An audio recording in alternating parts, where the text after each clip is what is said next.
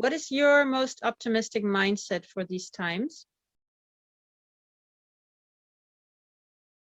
I believe that we're going through a necessary transformation. Those of us who remember the positive in this come through it together.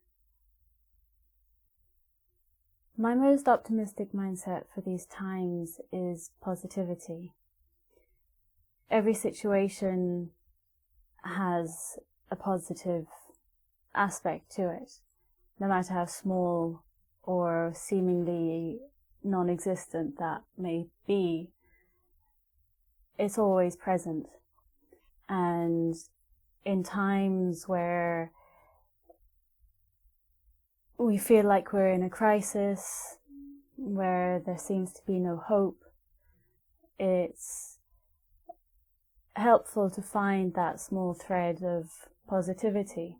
And when we latch on to that positive aspect, it pulls us out of the darkness.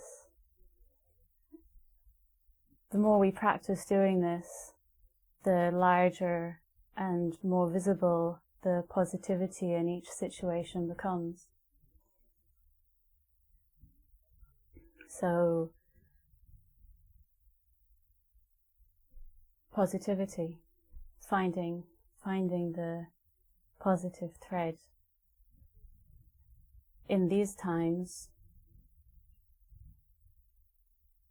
the focus has been put on the negative, the virus, the corruption, possible corruption. So that's where the focus is. But in fact, there's positivity underneath all of that. For instance, dolphins in the canals in Venice. That's unheard of, but it's happening. Children reconnecting with their families is also happening.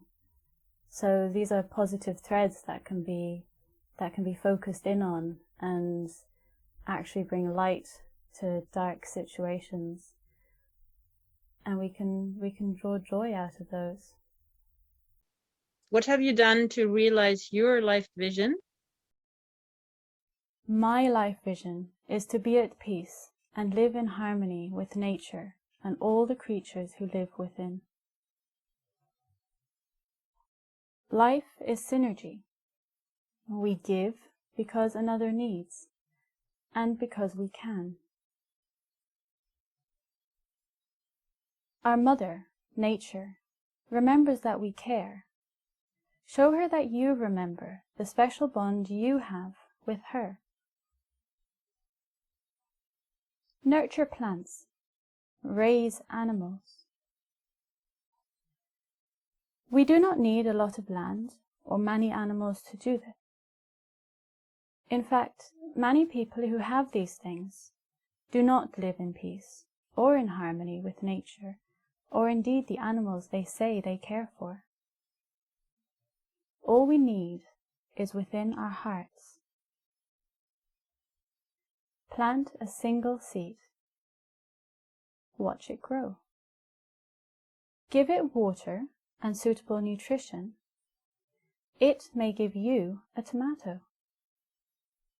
Speak with the plant. Sing to it, perhaps, and that tomato may be sweet. This is a balanced relationship.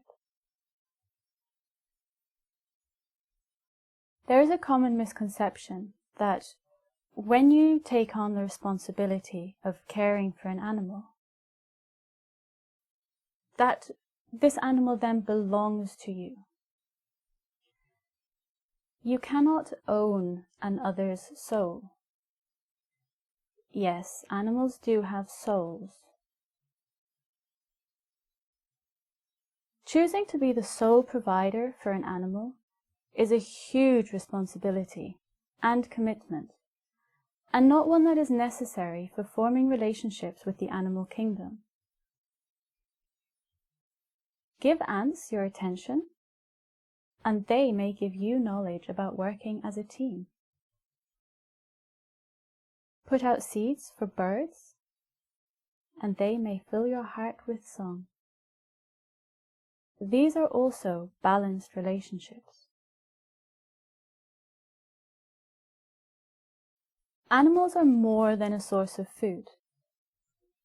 Plants, too, carry soul. We must strike a balance between give and take. Neither student is teacher. Each holds responsibility to share.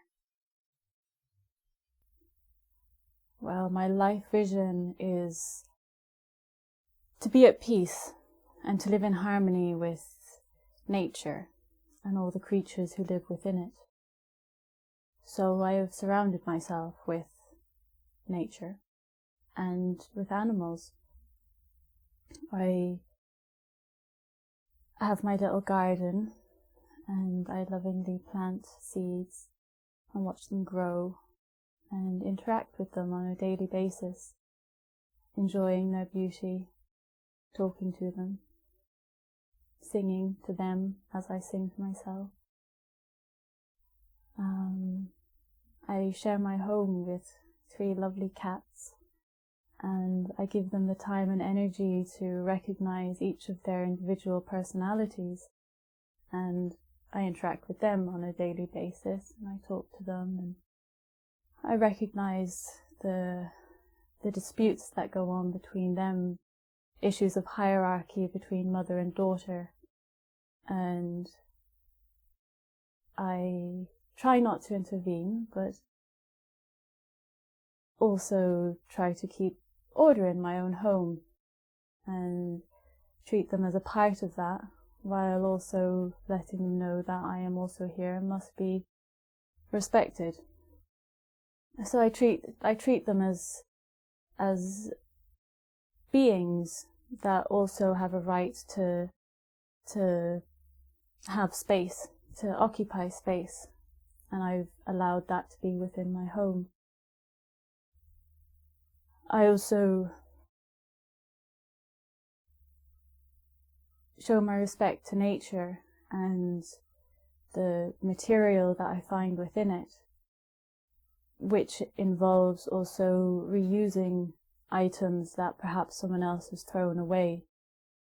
I came by a polytunnel this summer through that process of recognizing the use of something that has otherwise been thrown away. My polytunnel has a lovely story where the hoops have come from a 70-year-old army truck, which I covered with plastic that came wrapped up, which roofing tin came wrapped up in this plastic, and I used that to build my polytunnel. So I've reused stuff that otherwise would get thrown away, giving it a new lease of life. And this is the way I remain in harmony with the world around me and stay conscious of what is happening in nature, in my surroundings and in my neighbourhood. What brings you most joy?